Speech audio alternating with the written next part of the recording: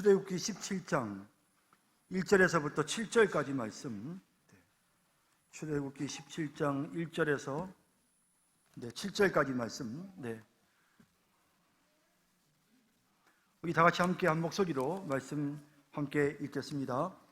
이스라엘 자손의 온 회중이 여호와의 명령대로 신 광야에서 떠나 그 노정대로 행하여 르비딤의 장막을 쳤으나 백성이 마실 물이 없는지라.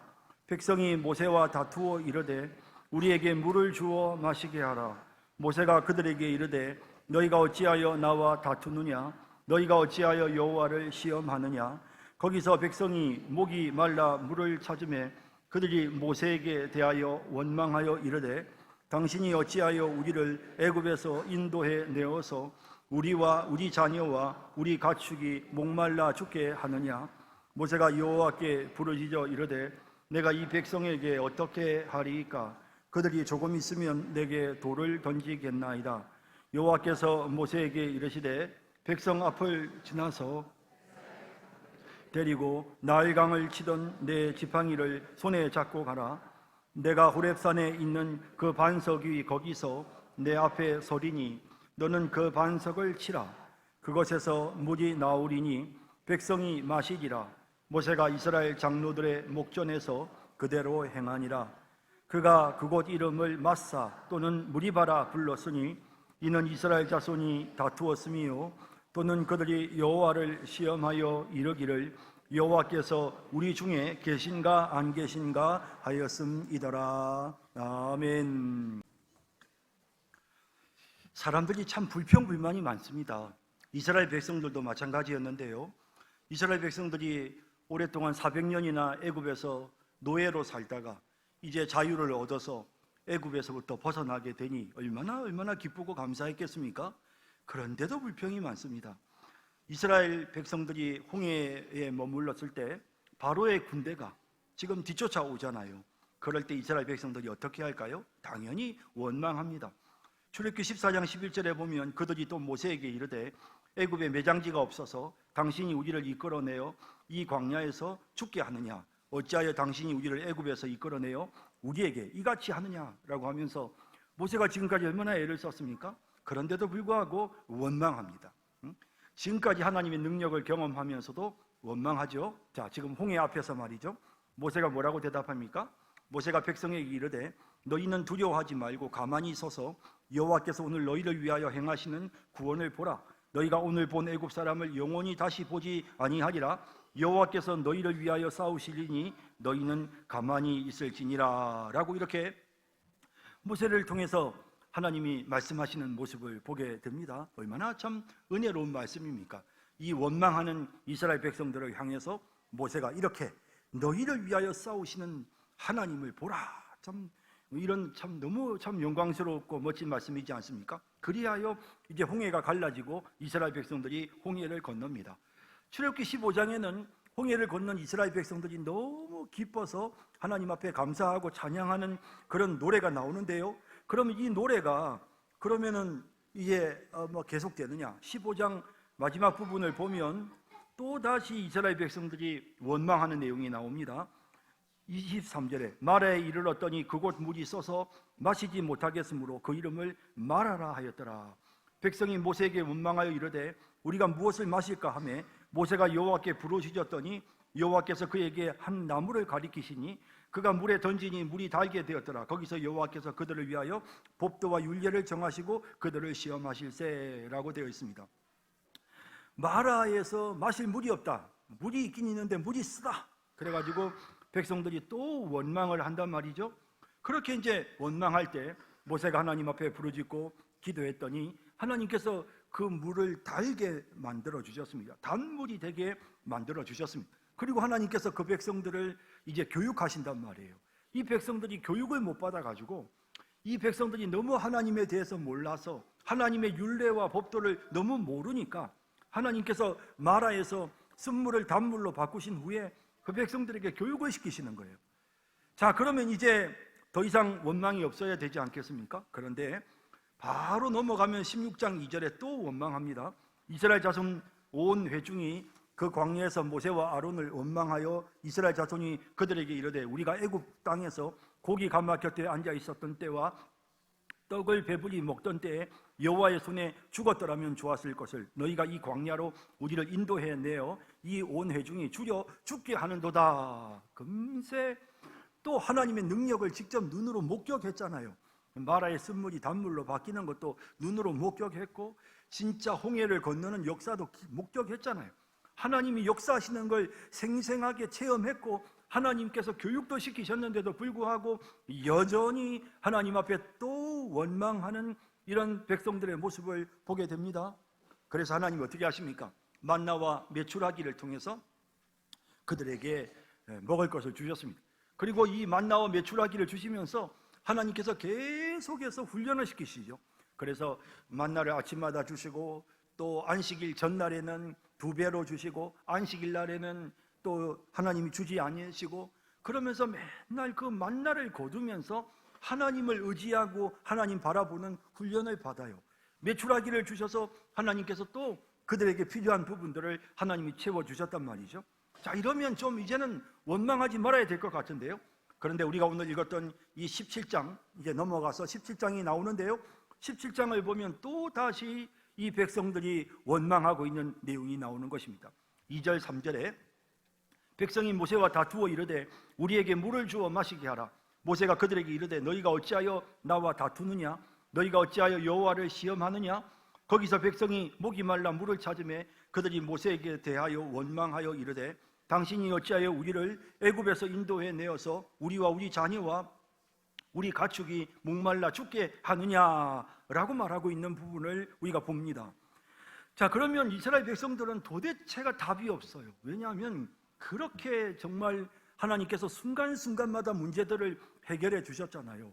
그런데 돌아서면 또 원망하고, 아니 돌아서면 또 원망해요. 좀 이렇게 좀 경험했고 그동안 배웠으면 좀 달라져야 되지 않느냐 이거죠. 근데 하나도 달라지지를 않아요.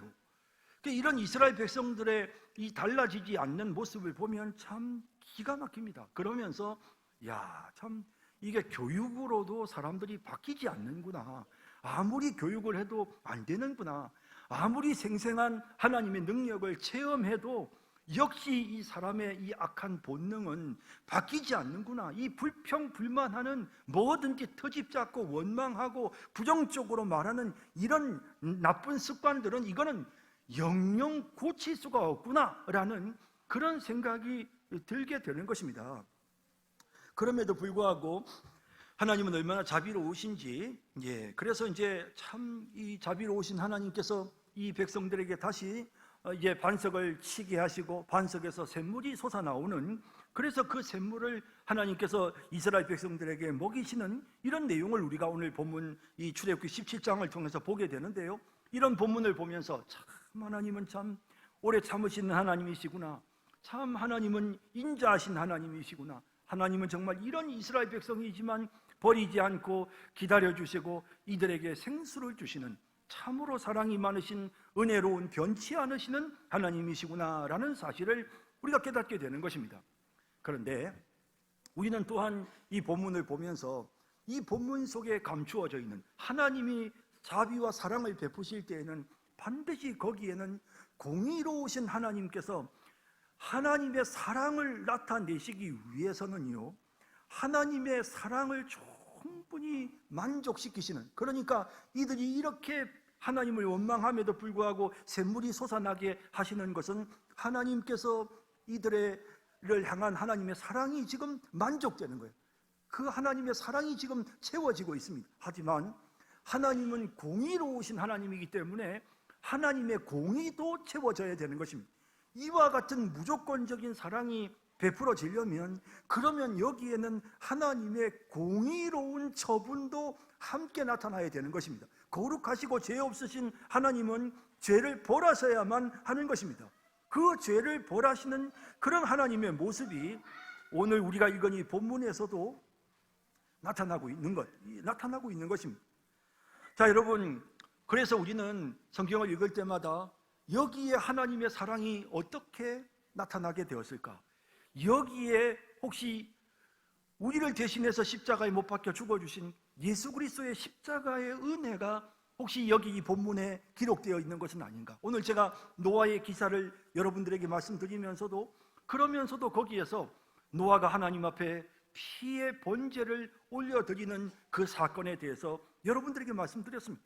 무지개를 통해서 사계절을 통해서 하나님께서 이 백성들을 심판하지 않으시라고 말씀하셨지만 그 하나님의 자비로우신 사랑이 성취되기 위해서는 짐승이 피를 쏟아 흘려야 되는 속죄의 주님의 속죄의 죽으심이 있어야 했다라는 사실을 말씀드렸던 것처럼 우리는 성경에서 하나님의 사랑이 나타나기 위해서는 반드시 하나님의 공의를 만족케 하는 예수 그리스도의 십자가의 은혜가 숨겨져 있다는 사실을 우리는 항상 그것을 염두에 두고 성경 본문에서 그 예수님을 찾아내야 하는 것입니다.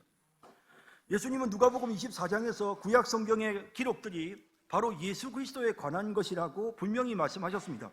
또 이르시되 내가 너희와 함께 있을 때에 너희에게 말한 바 곧 모세의 율법과 선지자의 글과 시편에 나를 가리켜 기록된 모든 것이 이루어져야 하리라 한 말이 이것이라 하시고, 바로 모세의 율법과 구약의 선지서와 그리고 시편에 나오는 모든 내용들이 바로 예수님에 관한 것이고 그 예수님에 관한 것들이 지금 이루어지고 있다고 말씀하셨습니다. 이에 그들의 마음을 열어 성경을 깨닫게 하시고 또 이르시되 이같이 그리스도가 고난을 받고 제3일에 죽은 자 가운데서 살아날 것과 또 그의 이름으로 죄사함을 받게 하는 회개가 예루살렘에서 시작하여 모든 족속에게 전파될 것이 기록되었으니, 어디에 기록되었다는 것입니까? 구약 성경에 이 예수님께서 행하실 이 모든 내용들이 십자가에 못 박혀 죽으시고 부활하시고 그리고 성령이 임하시고 복음이 모든 족속에게 전파되는 이 놀라운 일들이 구약 성경에 기록되어 있다는 것입니다. 그러므로 너희는 이 모든 일의 증인이다. 구약 성경이 예수님을 통해서 성취되었습니다 라는 사실을 사람들에게 전하고 알려야 될 증인이 바로 너희들이다 라고 이렇게 예수님이 말씀하시고 있는 것입니다. 그러므로 구약 성경을 풀어서 예수님이 말씀하셨던 것처럼 우리는 구약 성경에서 모든 성경에서 예수님을 발견할 수 있어야 되고 모든 성경에서 예수님을 만날 수 있어야 되는 것입니다. 여러분, 우리는 오늘 이 본문에서 예수님을 만나게 됩니다. 고린도전서 10장 1절에서 4절에 보면 사도 바울은 이 사건을 해석하면서 이 사건에 예수님이 등장한다고 설명하고 있습니다. 보시죠. 형제들아, 나는 너희가 알지 못하기를 원하지 아니하노니 우리 조상들이 다 구름 아래에 있고 바다 가운데 지나며 모세에게 속하여 다 구름과 바다에서 세례를 받고 다 같은 신령한 음식을 먹으며 다 같은 신령한 음료를 마셨으니 이는 그들을 따르는 신령한 반석으로부터 마셨음에 그 반석은 곧 그리스도다라고 말씀하십니다. 여러분, 출애굽기 17장 우리가 방금 읽었던 내용에 모세가 반석을 쳤습니다. 그리고 그 반석에서 샘물이 났습니다. 그래서 이스라엘 백성들이 그 샘물을 마셨습니다. 그런데 사도 바울은 고린도전서에서 바로 그 반석이 예수 그리스도시다 라고 분명하게 성경을 해석하고 있는 것입니다. 여러분, 우리가 이와 같은 사실을 통해서 그래, 반석이 예수님이라고? 그러면 그 관점으로 다시 한번 이 사건을 살펴보는 것입니다. 어떤 의미에서 예수님이 반석이 되실 수 있을까? 그러면서 우리가 다시 이 본문을 살펴보면 우리가 놀라운 사실을 깨닫게 됩니다. 사실은 이 본문에서 이루어지고 있는 상황들은 사실은 이것은 법적인 다툼입니다. 법적으로 서로 지금 다투고 있는 모습을 보게 되는 것입니다. 이스라엘 백성들이 지금 하나님과 더불어 다투고 있습니다. 모세와 더불어 다투고 있습니다. 그리고 하나님을 시험합니다. 근데 이 본문을 그 유명한 신학자들이 이 본문을 해석하면서 그러면서 여기 이 다투었다는 이 표현은 이거는 옳고 그름을 책임 소재를 지금 따지는, 그래서 마치 법정에서 재판을 통해서 소송을 통해서 옳고 그름을 따지는 것처럼 지금 이스라엘 백성들이 목말라 죽게 된 이 책임이 도대체 누구에게 있는가를 한번 다퉈보자. 이게 이스라엘 백성들의 책임이냐 아니면 모세의 책임이냐, 모세를 보내신 하나님의 책임이냐 한번 따져보자 라는 것입니다. 그리고 여기 시험했다라고 하는 표현이 나오고 있는데 이 시험했다는 내용도 에드먼드 크라우니 같은 그런 신학자들은 이 시험했다는 내용은 이거는 법정에서 신문하는 것이다. 하나님께 대하여 신문, 하나님께 따지고 하나님께 묻는, 마치 이 무슨 죄를 지은 죄수를 신문하듯이 지금 하나님을 신문하고 있는 그런 모습을 지금 표현하는 단어라고 설명하고 있습니다. 자, 여러분, 지금 이 법정에서 이스라엘 백성들이 한번 싸워보자. 우리가 한번 소송을 한번 해보자. 이게 옳고 그름을, 책임 소재를 규명하기 위해서 한번 소송을 해보자 라고 하는 것입니다. 그리고 이제 모세의 모습을 보십시오. 모세가 어떻게 합니까? 모세도 지금 이스라엘 백성들을 지금 데리고 이 문제를 풀어나가는 부분이 그냥 예사로워 보이지 않습니다. 법적인 그런 절차를 따라서 움직이는 모습을 보게 되는데, 본문 6절에 보면 내가 호렙산에 있는 그 반석 위 거기서 내 앞에 서리니 너는 그 반석을 치라 라고 말씀합니다. 이제 백성들 앞에서 하나님께서 이 일을 위해서 지금 뭐라고 말씀하시냐면, 얘들아, 너희 이제 이 백성들 앞에서 너희가 지금 백성들이 보는 앞을 지나가서 이 이스라엘의 장로들을 데리고, 5절에 보면 장로들을 데리고, 그리고 너희가 지금 이 반석 앞에 서라 라고 합니다. 그래서 이스라엘의 대표인 장로들을 앞에 세워놓고, 그리고 지금 반석도 앞에 두고, 그리고 지금 이제 모세의 손에는 지팡이가 들려져 있습니다. 너 지팡이, 그거 심판의 지팡이다, 그거 꼭 들고 가라. 그리고는 그 심판의 지팡이를 들고는, 그리고는 이제 서 있는데, 이제 어떻습니까? 하나님께서 이제 모세를 통해서 너 심판의 지팡이를 들었으니 이제 판결을 해라. 그리고 법을 집행해라. 판결을 하고 그 판결의 결과에 따라서 책임을 추궁하고 법을 집행해라 라고 이렇게 하나님께서 요구하시는 것입니다. 그러면서 6절 다시 보시죠. 내가 호렙산에 있는 그 반석이 거기서 내 앞에 서리니, 하나님께서 내가 어디에 선다고요? 그 반석 위에 서겠다라고 하셨습니다. 그 반석 위에 누가 선다고요? 하나님이 서신답니다. 그리고 하나님이 모세 앞에, 너의 앞에 내가 서겠다라고 말씀하시는 것입니다. 모세가 하나님 앞에 서야 되는데 오늘 본문을 보면 그게 아닙니다. 하나님이 모세 앞에 서겠다는 것입니다. 모세야, 네가 판단해라.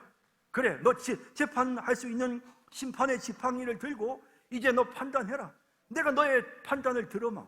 내가 너의 그 재판 결과를 내가 들어마 하면서 내가 이제 네 앞에 설게 라고 말씀하십니다. 그러면서 하나님의 처분이 무엇입니까? 하나님의 처분, 내가 반석 위에 설게. 내가 반석 위에 너의 앞에 서리니, 그러면 너는 지팡이를 들고 와서 반석을 치라 라고, 이렇게 반석을 치라 라고 말씀하시는 것입니다. 여러분, 우리가 볼 때는 이스라엘 장로들이 잘못했습니다. 그러므로 이스라엘 장로들을 향해서 모세가 책망해야 될 것 같습니다. 그런데 그게 아니라 하나님이 모세를 보고 반석을 향하라는 것입니다. 반석을 앞에다 두고, 그리고는 그 반석을 향해서 지팡이로 내리치라는 것입니다. 그 반석에 누가 있는데, 그 반석 위에 하나님이 계신데, 지금 모세 앞에 하나님이 계신데, 그런데 그 모세가 그 지팡이를 가지고 하나님이 계신 그 반석을 내리치는 것입니다. 하나님을 향하여 지팡이를 휘두르는 것입니다. 바울은 이 반석이 바로 예수 그리스도시다 라고 그렇게 표현하고 있습니다. 하나님의 공의를 만족하기 위해서 이 범죄에 대한, 이 원망과 불평에 대한 하나님의 준엄한 심판이 지금 선언이 되어지고 있습니다. 그 심판을 내리시는 대상이 누구냐 하면 반석입니다. 반석 위에 서 계신 하나님이 매를 맞습니다. 반석 위에 서 계신 하나님이 지팡이에 맞습니다. 그리고 지팡이가 갈라지고, 그리고 그 반석이 열려서 거기에서 샘물이 솟아나는 이와 같은 놀라운 역사가 일어나게 되어졌던 것입니다. 우리가 잘 아는 찬송 중에 만세반석 열리니라는 찬송가 494장은 영국의 톰 데이지라는 목사님이 산에서 낙뢰를 만나서 죽을 위기에 처했을 때 반석 사이의 틈에 숨어서 피하고는 그리고는 그 사이에서 하나님 앞에 영감을 받아서 이 찬송가의 가사를 지었다고 합니다. 근데 그 찬송가의 가사를 보면 만세반석 되신, 영원히 변치 않으시는, 만세에 변치 않으시는 우리의 의지할 반석이 되시는 하나님을 찬양하는 것으로만 끝나는 것이 아니고, 만세반석을 찬양하면서 만세반석 열리니 내가 들어갑니다. 그리고는 상의 허리 상하여 물과 피를 흘린 것, 내가 내게 효염되어서 나를 정결케 하소서라는 가사가 나옵니다. 이 반석이 깨지는, 그래서 거기에서 샘물이 나오는 이 출애굽기 17장에 나오는 이 사건을 정말 우리 주님께서 창에 맞으시고, 그리고는 그 창에 맞으신 주님의 몸에서 물과 피가 쏟아져 나왔던 것처럼, 그렇게 반석이신 우리 주님께서 우리를 위해서 살찌고 피 흘려 죽어주심으로 이제 우리가 참된 영생의 생수를 마시게 되었다고 그렇게 찬송하고 있는 것입니다. 여러분, 우리는 이 본문을 보면서 그냥 단순하게 생각했습니다. 하지만 바울이 고린도전서 10장에서 이 반석이 그리스도시다라는 말씀을 하고 나서 다시 이 본문을 살펴본 결과, 지팡이에 맞으시는, 형벌을 받으시는 반석 되신 예수님을 우리가 이 본문에서 발견하게 되는 것입니다. 자, 그리고 여러분, 이제 이 반석의 샘물을 마신 자들이 어떻게 됐을까요? 그들이 원망이 사라졌습니다. 그들이 원망하고 불평했지만 샘물을 마시는 순간에 그 원망이 사라졌습니다. 여러분, 우리 인간의 마음속에 있는 이 불평, 불만과 이 원망은 우리 주님을 만나고 우리 주님이 베풀어 주시는 십자가의 은혜를 경험해야만 사라집니다. 우리 주님의 그 십자가의 은혜를 경험하지 못하면 계속 원망하고 불평하면서 살 수밖에 없습니다. 그러나 주님이 주시는 십자가의 은혜를 경험하고 생수를 맛보면, 그러면 만족하게 됩니다. 그러면 위로를 받고 마음의 채움을 얻게 되며, 그리하여 원망이나 불평이 없어지는 것입니다. 교육을 통해서 원망이 없어지는 것이 아니라, 교육을 통해서, 체험을 통해서 불평, 불만이 사라지는 것이 아니라, 예수 그리스도를 만나고 그리스도의 십자가의 은혜를 체험했을 때, 그 생수를 마셨을 때 비로소 그 모든 원망과 불평이 사라지게 된다는 사실을 깨닫게 되는 것입니다. 여러분, 오늘 여러분 모두가 다 만세 반석 되시는 주님 앞에 나아가서 우리 주님께서 우리를 위하여 예비하신 그 풍성한 그 반석에서 솟아나는 샘물을 마시고, 여러분들이 그 샘물을 마시고, 그리하여 정말 참된 만족을 누리고 하나님 앞에 감사하며 살아가는 그런 우리 모두가 되기를 주님의 이름으로 축복합니다.